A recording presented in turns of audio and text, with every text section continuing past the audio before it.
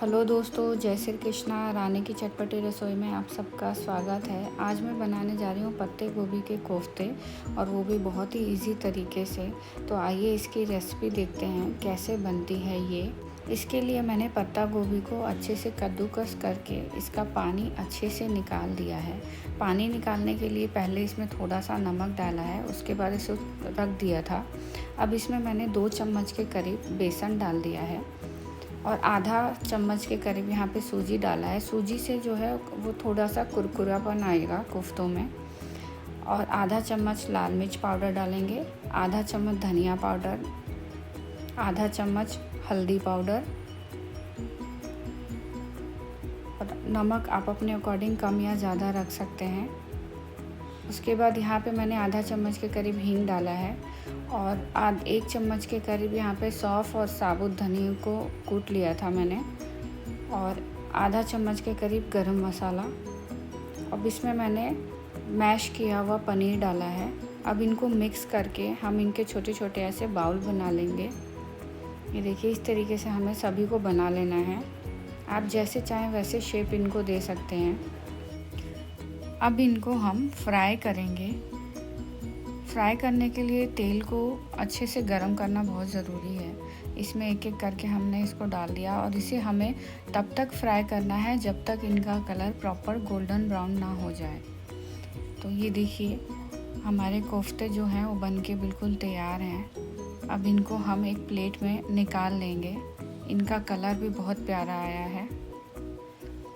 देखिए कितने अच्छे दिख रहे हैं। अब हम ग्रेवी बनाएंगे। ग्रेवी के लिए मैंने एक टमाटर, काजू, अदरक और इसमें 1 चम्मच कश्मीरी लाल मिर्च डाल के इसको पीस लिया था। उसके बाद सेकंड ग्रेवी के लिए मैंने यहाँ 2 चम्मच घर की जमी हुई दही लिया है।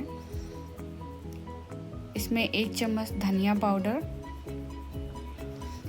आधा चम्मच हल्दी पाउडर, आधा चम्मच लाल मिर्च पाउडर और आधा चम्मच कश्मीरी लाल मिर्च पाउडर और आधा चम्मच के करीब यहाँ पे किचन किंग डाला है, आधा चम्मच गरम मसाला और 1 चम्मच के करीब यहाँ पे बेसन डाला है। अब इनको हम अच्छे से मिक्स कर लेंगे। इसको अच्छे से करना है ताकि इसमें किसी भी मसाले का या बेसन का लम्स ना रह जाए। फिर मैंने सेम कढ़ाई में एक्स्ट्रा ऑयल निकाल दिया है। उसमें आधा चम्मच के करीब जीरा डाल दिया है और आधा चम्मच के करीब हींग डाला है। और प्याज यहाँ पे ऑप्शनल है। अगर आप बिना प्याज लहसुन के बनाना चाहते हैं तो यहाँ पे प्याज स्किप करके सीधे आप टमाटर की जो हमने ग्रेवी बना के रखी है उसे डाल के हम फ्राई करेंगे। उसके बाद देखिए, प्याज हमारे अच्छे से भून गए हैं। अब इसमें हमने जो टमाटर की ग्रेवी बनाई थी वो डाल देंगे। इसको मिक्स कर देंगे और इसमें थोड़ा सा पानी डाल के हमें इसे 15-20 मिनट तक लो फ्लेम पे पकाना है। ध्यान रहे, हमें लो फ्लेम पे पकाना है।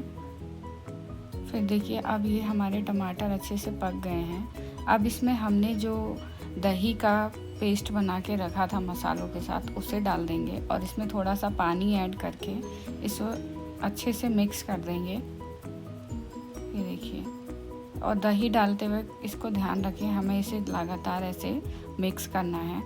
नमक आप अपने अकॉर्डिंग कम या ज़्यादा जैसे भी है रख सकते हैं। मिक्स कर दें। इसमें मैंने थोड़ा सा पानी ऐड किया है। पानी आप अपने अकॉर्डिंग कम या ज़्यादा जैसे चाहे वैसे रख सकते हैं। इसे फिर मैंने आधे घंटे तक लो फ्लेम पे पकाया है। अब इसमें मैंने 1 से 2 चम्मच के करीब क्रीम डाला है।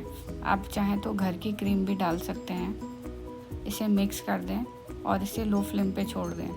ये देखिए, उसके बाद कितने अच्छे से ग्रेवी जो है वो पक गई है। अब इसमें हम कोफ्ता डाल देंगे। कोफ्ता डालते वक्त ध्यान रहे कि हमें कोफ्ता डाल के सिर्फ इसे मिक्स करना है, हमें इसे उबालना नहीं है। मिक्स करने के बाद अब इसे हम गैस को बंद कर देंगे।